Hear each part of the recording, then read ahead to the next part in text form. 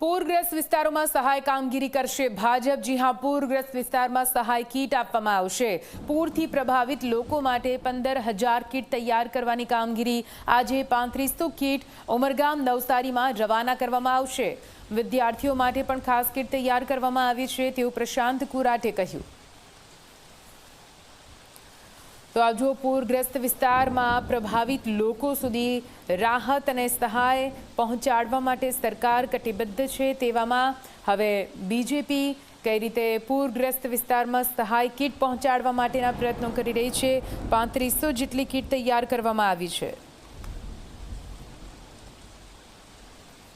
વલસાડ જિલ્લા ભારતીય જનતા પાર્ટીના અમારા બંને પ્રમુખો જે જરૂરિયાત છે મુજબની યાદી બનાવીને અમને સોંપી છે।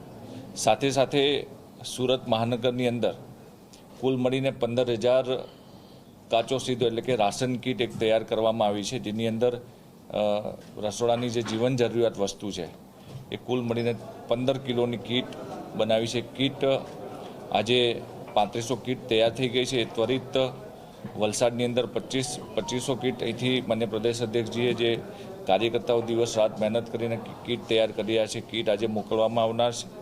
અને નવસારી જિલ્લાની અંદર આજે 1100 કીટ અહીંથી મોકલવામાં આવનાર છે।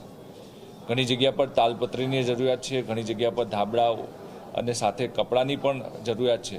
એ બધી જ જરૂરિયાત જે કાર્યકર્તાઓ જે સમાજના સેવાભાવી સંસ્થાઓ છે જે આપી રહ્યા છે એ મુજબ લોકોને પહોંચાડવાનો ભારતીય જનતા પાર્ટીના કાર્યકર્તાઓ પ્રયત્ન કરી રહ્યા છે।